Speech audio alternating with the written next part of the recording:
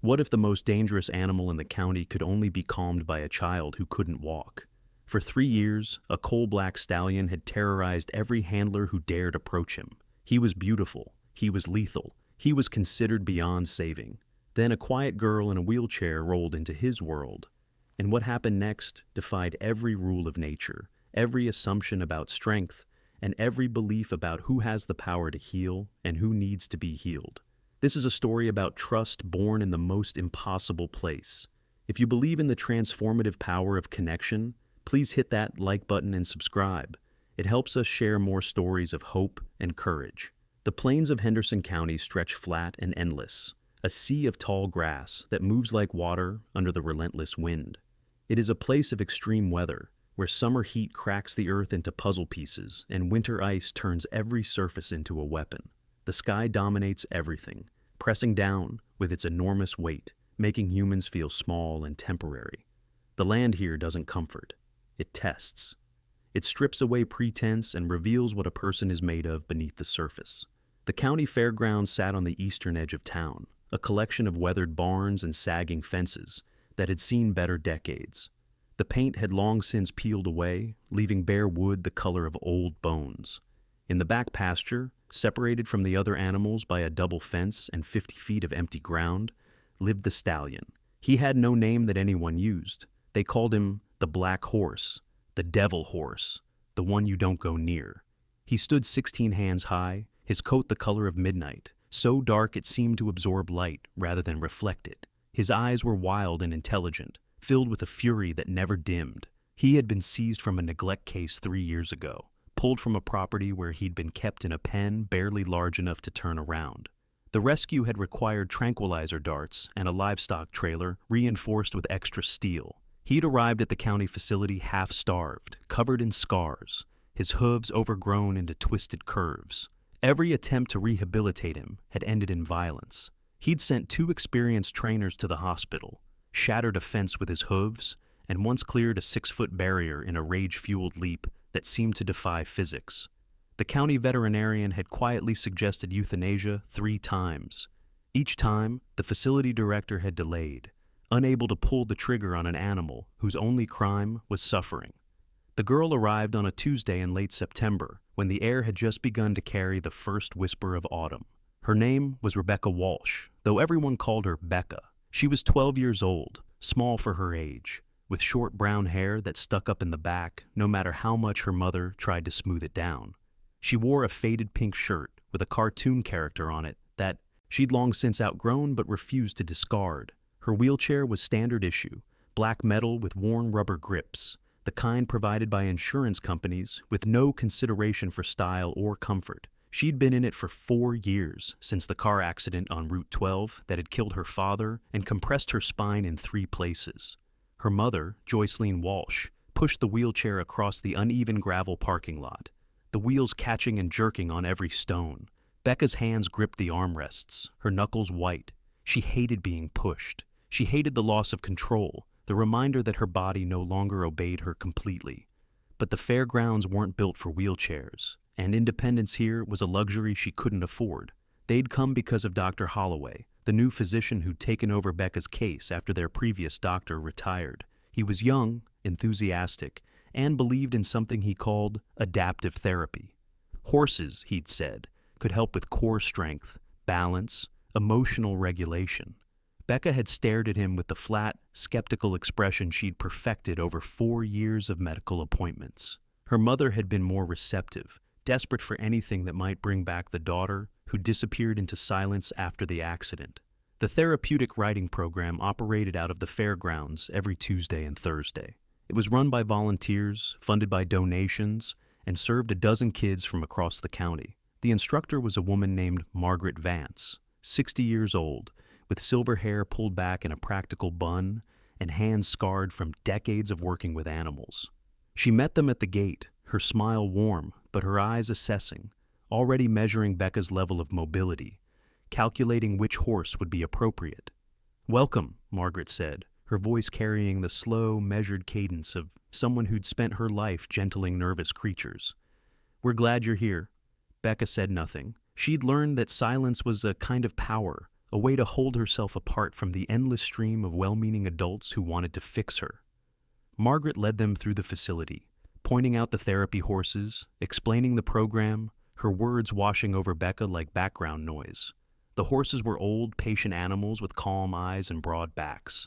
They stood drowsing in the autumn sun, their tails swishing at flies. Becca felt nothing looking at them. They were just large animals, tools for someone else's therapy plan. Then she heard it. A sound like thunder, sharp and percussive. The crack of hooves against wood. A scream that wasn't quite a whinny, something more primal and furious. The sound raised the hair on her arms. "What's that?" she asked, the first words she'd spoken since they arrived. Margaret's expression tightened. "That's nothing you need to worry about. Just an animal we're keeping separated. He's not part of the program." But Becca was already looking past. The main barn, toward the back pasture, where a black shape moved like a storm against the fence line. The stallion was pacing, his head high, his body coiled with a violence that was almost visible in the air around him. "Can I see him?" Becca asked. "Absolutely not," Joycelyn said immediately, her hand tightening on the wheelchair handles. "Margaret just said he's dangerous." "We keep him far from the therapy area for everyone's safety," Margaret added, her tone gentle but firm. "He's not suitable for any kind of interaction." Becca watched the distant figure, and for the first time in 4 years, she felt something break through the numbness. It wasn't hope or joy or any of the emotions the therapists kept trying to coax out of her. It was recognition. She looked at that animal, trapped and furious and broken, and she saw herself. The session was as awful as she'd expected. They put her on a gentle mare named Daisy, a 20-year-old horse with a swayed back and infinite patience. 2 volunteers walked on either side, their hands hovering near her legs, ready to catch her if she fell. Margaret led the horse in slow circles around the ring, while explaining the therapeutic benefits of the movement. Becca felt like a child, helpless and humiliated. The horse's warmth meant nothing. The rocking motion did nothing. She endured it with gritted teeth, counting the minutes until it would end. But when the session finished and her mother was talking to Margaret about scheduling, Becca turned her chair and rolled toward the back pasture. The gravel fought against her wheels, making each push an effort that left her arms trembling. She didn't care. She needed to see him up close. The double fence was sturdy, built to contain something dangerous. Warning signs were posted every few feet, red letters on white metal. The stallion stood in the center of the pasture, his head turned away, his body tense. Even motionless, he radiated menace. Becca stopped her chair at the fence line. She didn't call out or make any sound. She just watched. The stallion's ear flicked, his head turned slowly until his dark eye fixed on her. They stared at each other across 50 feet of trampled earth. Becca felt the weight of his gaze, the intelligence behind it, and something else. A challenge. A question. The stallion took 1 step toward her, then another. His hooves fell heavy on the packed dirt, each step deliberate. He stopped at his own fence line, separated from her by 20 feet and 2 barriers. His nostrils flared, scenting the air. His ears were pinned flat, a sign of aggression every handler knew to fear. Becca didn't move. She didn't flinch. She met his gaze and held it. For a long moment, nothing happened. The wind moved through the dry grass. Somewhere in the distance, a truck engine turned over. The world continued around them, but in that moment, there were only 2 broken creatures recognizing something in each other that no one else could see. "Becca!" Her mother's voice was sharp with panic. Joycelyn was running across the gravel, Margaret close behind. "Get away from there right now!" The spell broke. The stallion wheeled away, kicking out with his back hooves in a display of pure aggression. He galloped to the far end of his pasture, his body a blur of black against the pale fence. Joycelyn grabbed the wheelchair handles and jerked Becca backward, the sudden motion nearly spilling her forward. "What were you thinking? That animal is dangerous," Margaret said. "I wasn't doing anything," Becca said quietly. "I was just looking." "That horse has hurt people," Margaret said, her voice shaking slightly. "Experienced handlers. You can't go near him. Ever. Do you understand?" Becca nodded, but she was already planning to come back. That night, she lay in her bed on the first floor of their small ranch house, staring at the ceiling. The house had been modified after the accident, doorways widened, a ramp installed at the front entrance. Her bedroom used to be her father's office. She could still see the holes in the wall where his shelves had been mounted. Her mother slept upstairs, in the bedroom they used to share, though Becca knew she barely slept at all anymore. She thought about the Stallion, about the way he'd looked at her, not with pity or concern, but with something raw. She thought about his scars, visible even from a distance, the marks of old wounds that had healed badly. She thought about the way he moved, all that power contained and turned inward, eating him alive. She knew that feeling. She lived it every day. The physical therapists told her she should be grateful. Her injury was incomplete, they said. She had sensation in her legs. With work, with time, she might regain some function. Might, maybe, possibly. The words that meant nothing and everything. She did the exercises they prescribed, pulled against the resistance bands, let them manipulate her legs into positions that made her grit her teeth against the pain. Nothing changed. Her body remained stubbornly uncooperative, a prison she couldn't escape. But worse than the physical limitation was the way people looked at her now. The pity, the careful voices, the way conversation stopped when she rolled into a room, as if her presence was a reminder of tragedy that people couldn't quite handle. She'd been an athlete before, a soccer player with a shelf full of trophies. She'd been loud and confident and unafraid. That girl was gone, and in her place was this quiet, broken thing that everyone wanted to fix, but no one knew how to reach.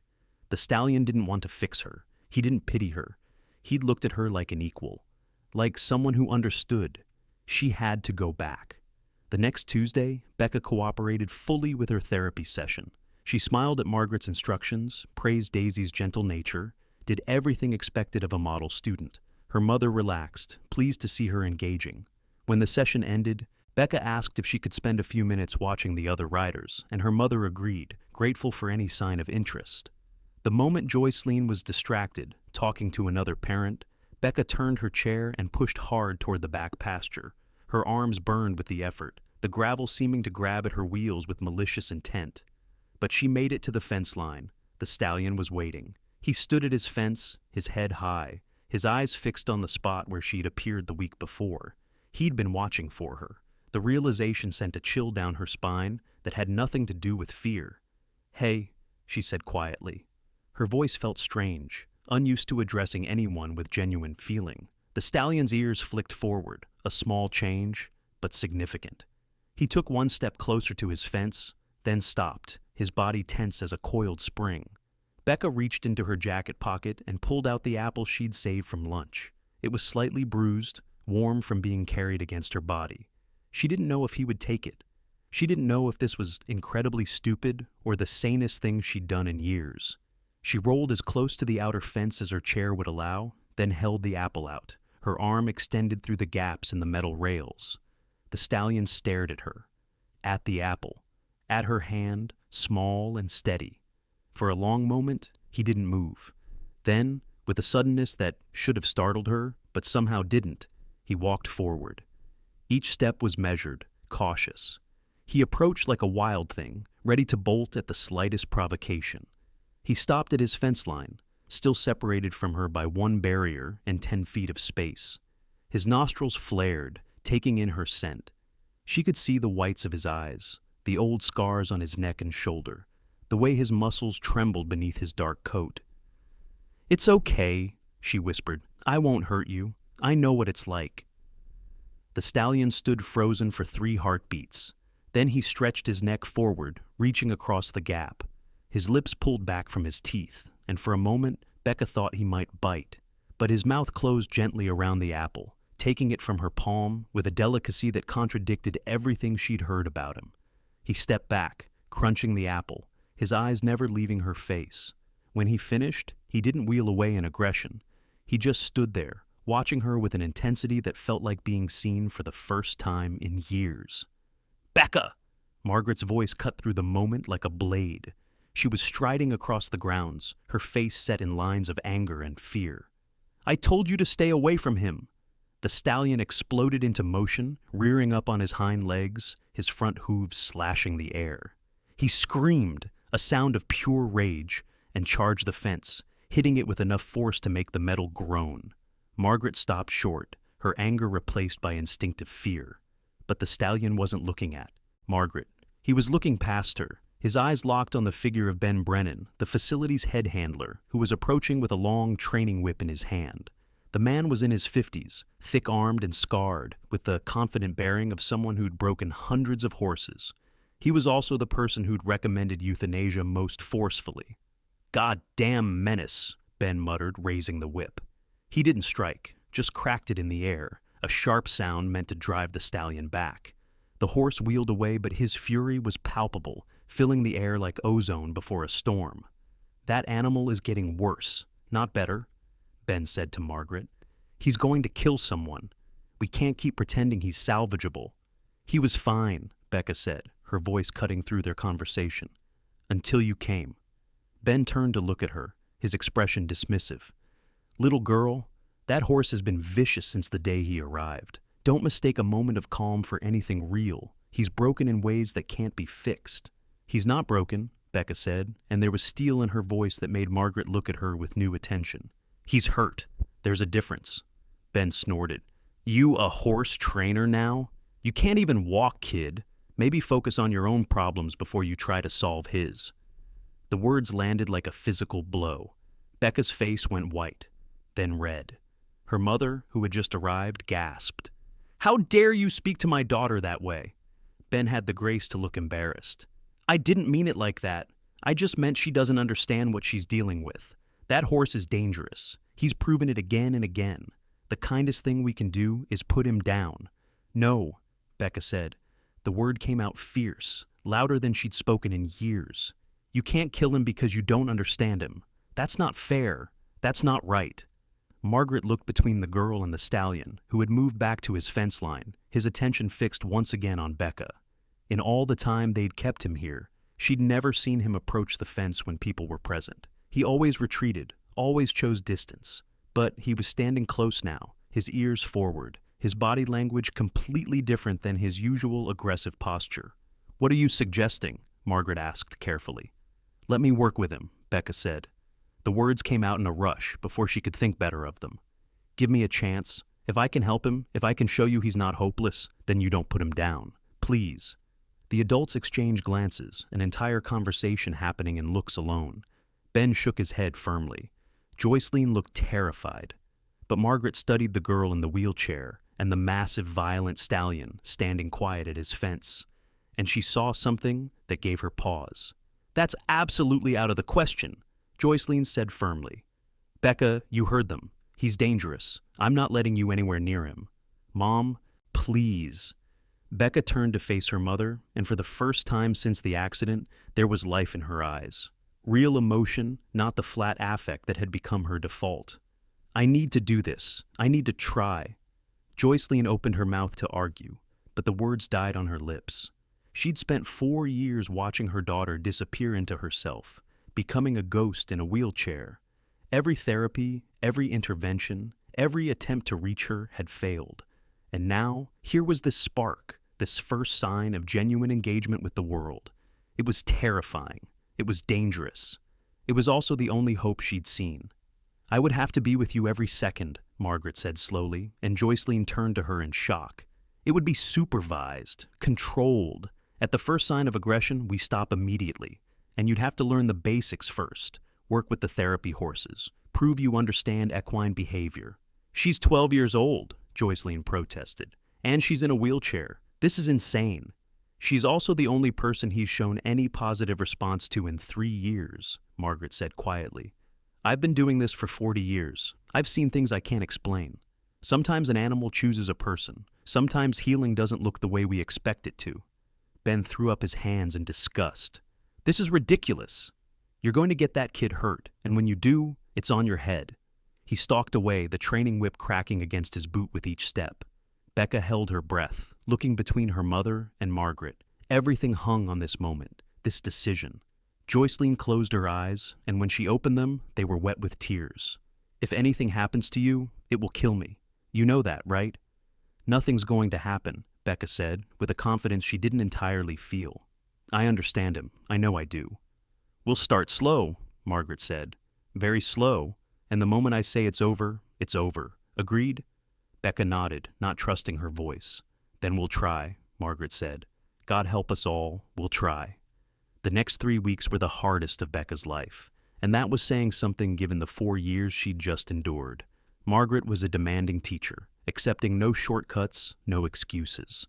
Before Becca was allowed anywhere near the stallion, she had to prove she understood horses. She spent hours with the therapy animals, learning to read their body language, to understand the subtle signals of ears and eyes, and the way they held their weight. She learned about pressure and release, about the way horses think and process fear. She learned how to move around them, how to touch them, where they liked to be scratched and where they were sensitive.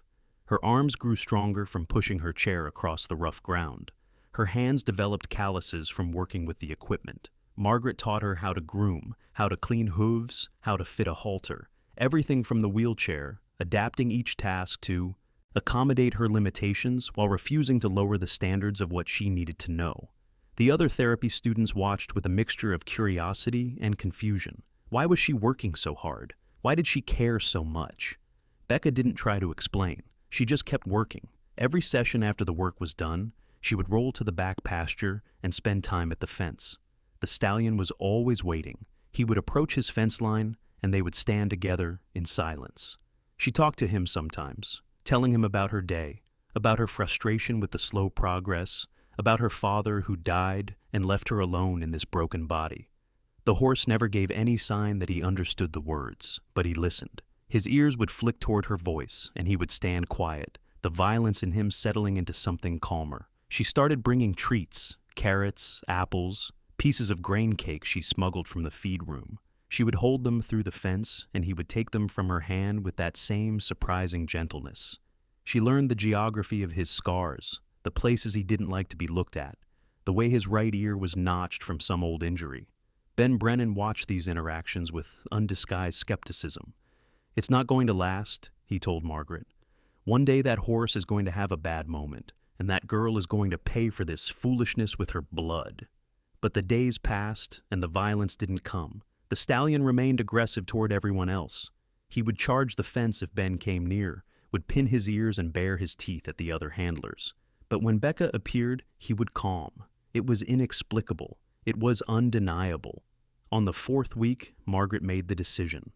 "Benoro," she told Becca after the therapy session, "we're going to go into his pasture." Becca's heart seemed to stop and restart, a painful lurch in her chest. "Really? I'm bringing 3 experienced handlers, and we're going to have a safety protocol in place.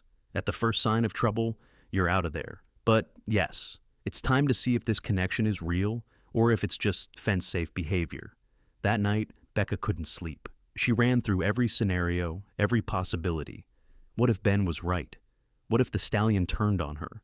What if she'd been fooling herself, projecting her own pain onto an animal who was simply too damaged to ever trust again? But beneath the fear was something else. Anticipation. For the first time in 4 years, she was looking forward to something. She was choosing something for herself, something that mattered, something that had nothing to do with her injury or her limitations. This was hers. The morning came, bright and cold. Margaret had assembled a team, herself, 2 handlers Becca recognized from the facility, and, surprisingly, her mother. Joycelyn looked terrified but determined, her jaw set in a line Becca remembered from before the accident, when her mother had been strong instead of fragile. They positioned themselves outside the double fence. Margaret explained the protocol. Becca would enter through the gate in the outer fence, but not approach the inner fence until the stallion showed calm behavior. The handlers would be positioned to intervene if needed, though Margaret was honest about the limitations of their ability to stop a 1,500-pound animal if he truly decided to attack. "Last chance to back out," Margaret said, her hand on Becca's shoulder. "No one will think less of you." "I'm not backing out," Becca said. The gate opened with a metallic groan. Becca pushed her chair through, and the gate closed behind her with a decisive clang. She was in the space between the fences now, alone, separated from the safety of the outer barrier and from the danger of the inner one. The stallion stood 30 feet away, on the other side of his fence, his head high and alert. "Hey!" Becca called softly. "It's me. It's okay." The stallion's ears flicked forward. He took one step toward his fence, then another. His nostrils flared, scenting the air. The tension in his body was visible, every muscle coiled and ready. "Easy," Margaret called from outside. "Let him come to you. Don't push." But Becca knew better than to push. She'd learned that lesson over and over in her own life. You couldn't force healing. You couldn't demand trust. It had to be offered freely, or it meant nothing. She sat still in her chair and waited. The morning sun was warm on her face. The wind carried the scent of dry grass and horse and the faint metallic tang of the fence. She could hear her mother's nervous breathing, the creak of someone's boots on gravel, but mostly she heard her own heartbeat, steady and strong. The stallion reached his fence line. He stopped, his dark eyes fixed on her face. Then, with deliberate slowness, he lowered his head and touched his muzzle to the top rail of his fence. It was a gesture of approach without aggression, an invitation. "I'm going to open his gate," Margaret said quietly. "Everyone be ready." The inner gate swung open with a rusty squeal. The stallion's head jerked up at the sound, his eyes showing white. For a moment, Becca thought he would bolt, would charge, would do any of the violent things everyone had warned her about. But he didn't. He stood at his open gate, free to leave his pasture for the first time in months, and he looked at the girl in the wheelchair. Becca extended her hand, palm up, the same way she'd offered the first apple. "Come here," she said. Not a command, an invitation, an offer of connection from one broken creature to another. The stallion took one step through his gate, then another. He was in the space between the fences now, in the same corridor where Becca sat. The handlers tensed, ready to intervene. Joycelyn made a small sound of fear, quickly stifled. The stallion walked forward. Each step was deliberate, testing. He stopped 5 feet. Away, close enough that Becca could see the rapid rise and fall of his chest, could smell the sharp scent of horse sweat and fear. They looked at each other, and in that moment, every person watching saw something they couldn't quite articulate. A recognition. A choice. The stallion took the final steps that closed the distance between them. He lowered his head, and Becca reached up with her small hand and touched his face. His coat was warm, coarse under her fingers. She felt him tremble, felt the war raging inside him between learned violence and a desperate need for gentleness. "I know," she whispered, her hand moving slowly down his jaw, scratching lightly where his halter had once rubbed. "I know it hurts. I know you're scared. I know you think if you let someone close, they'll hurt you again. But I won't. I promise. I won't hurt you." The stallion released a long, shuddering breath. The tension bled out of his body, and he lowered his head further until his muzzle was resting on her shoulder. The weight of him was enormous, the gesture one of complete trust.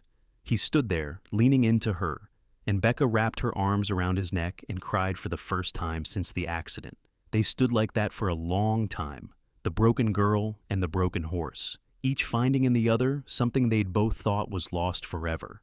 The possibility of healing. The knowledge that broken didn't mean beyond repair. When Becca finally pulled back, her face wet with tears, she looked up at Margaret and smiled. It was a real smile, genuine and unguarded, the first anyone had seen from her in 4 years. "See," she said simply. "He's not dangerous. He was just lonely." Margaret wiped at her own eyes, not embarrassed to be crying.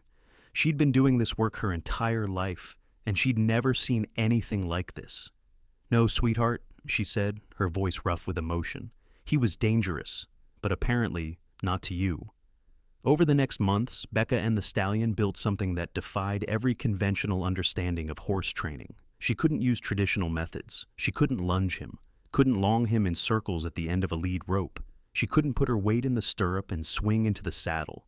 Everything had to be adapted, reimagined from the perspective of a girl who experienced the world from a seated position. But limitations forced creativity. Becca worked with him entirely from the ground, teaching him to respond to voice commands, to move away from pressure, to come when called. She groomed him, spending hours brushing his coat until it shone like polished coal. She learned his favorite scratching spots, the place behind his ear that made him half close his eyes in pleasure, the way he liked to rest his chin on top of her head when she sat quietly beside him. Margaret helped design adaptive equipment, a mounting ramp that would allow Becca to be lifted onto the horse's back without having to bear her own weight. But they didn't rush to that point. The work was about connection first, riding second, or maybe never. It didn't matter. What mattered was that Becca had found purpose, and the stallion had found peace. The change in the animal was remarkable. He was still wary of others, still showed aggression toward Ben Brennan and most of the male handlers. But his violence had direction now, a protective edge rather than random fury. He was guarding Becca, claiming her as his in the way horses do, and everyone at the facility learned to respect that bond. The change in Becca was even more profound. She spoke more, engaged with her therapy, smiled at her mother across the dinner table. The flatness had lifted, replaced by something vibrant and real. Her physical therapist noted improvement in her core strength from the hours spent working with the stallion. Her counselor noted a breakthrough in her willingness to discuss her feelings. Her mother simply noticed that her daughter had come back from wherever she'd been hiding for 4 years. The story spread through Henderson County like wildfire. The local newspaper ran a feature. Then the regional station picked it up. Within weeks, national media was calling, wanting to film the girl in the wheelchair and the vicious horse she'd tamed. Margaret turned down most of them, protective of both Becca and the stallion's fragile peace. But a few were allowed, and the footage of a small girl in a pink shirt rolling her wheelchair into a pasture while a massive black stallion followed her like a puppy went viral. The attention was overwhelming and uncomfortable, but it had one significant benefit. Donations poured into the therapeutic riding program, enough to renovate the facilities, to hire additional staff, to expand the program to serve more children. The fairgrounds, once neglected and always on the edge of closure, was revitalized, all because of one girl and one horse who'd found each other in their darkest moments. Ben Brennan, to his credit, apologized. He came to Becca one afternoon, his hat in his hands, his face creased with shame. "I was wrong," he said simply. "I thought he was beyond saving. I thought you were being foolish. I'm sorry." Becca accepted the apology with grace. She understood now that fear makes people cruel, that sometimes the kindest person can say the worst things when they're trying to protect themselves from pain. She forgave him because the stallion had taught her about forgiveness, about how carrying anger only weighs you down. On a cool morning in April, 6 months after their first encounter, Becca finally rode the stallion. Margaret and 2 volunteers helped her onto the mounting ramp, and then carefully positioned her on his back. There was no saddle, just a thick pad and a surcingle with handles she could grip. Her legs dangled uselessly on either side of his broad back, her body supported entirely by her core and the careful positioning of the handlers. The stallion stood, perfectly still during the mounting process, his ears flicked back, listening to her. When she was settled, when the helpers had stepped back, Becca leaned forward and whispered, "Okay, let's go." The stallion took one careful step forward, then another. He walked with a delicacy that seemed impossible for an animal his size, each step measured and gentle, attentive to the fragile cargo on his back. They made one circuit of the pasture, the morning sun bright on the grass, the wind carrying the scent of spring flowers. When they stopped, Becca was crying again, but this time they were tears of pure joy. She could feel his warmth beneath her, could feel the power of his muscles, could feel the rhythm of his breathing syncing with her own. For those brief minutes, her body's limitations had disappeared. She wasn't in a wheelchair. She was flying.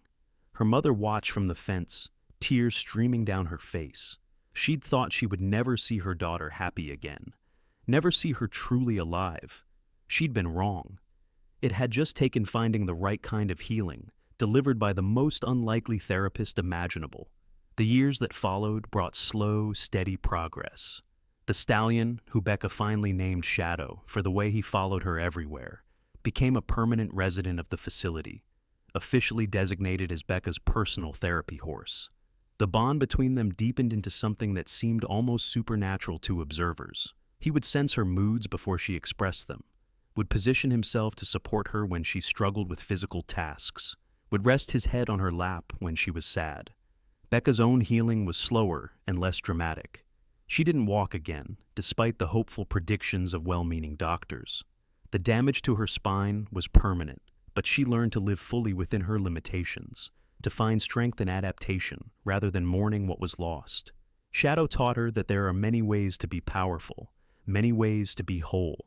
She started working with other children who came through the program, the ones who were angry or shut down or lost in their own pain. She understood them in ways the adult instructors couldn't because she'd been there, in that dark place where hope seemed like a lie.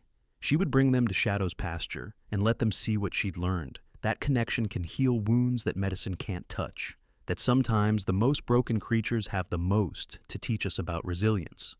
On her 16th birthday, the facility held a small celebration in the main barn. There was cake and balloons, and all the volunteers and students gathered to honor the girl who'd brought new life to their program. But the best gift came from Margaret, who presented Becca with a leather halter embossed with Shadow's name, and, underneath it, a single phrase. "He found me too," because that was the truth they'd all come to understand. Becca hadn't saved Shadow. Shadow hadn't saved Becca. They'd saved each other. They'd found in each other the mirror they needed, the reflection that showed them their pain wasn't permanent, that being broken was just a moment in time, not a final destination. That evening, after the celebration ended and everyone had gone home, Becca sat in her wheelchair in Shadow's pasture, watching the sun set over the Henderson County plains. The sky was enormous and beautiful, painted in shades of orange and purple that made the world look briefly perfect. Shadow stood beside her, his head lowered so she could scratch behind his ears, his body relaxed and content.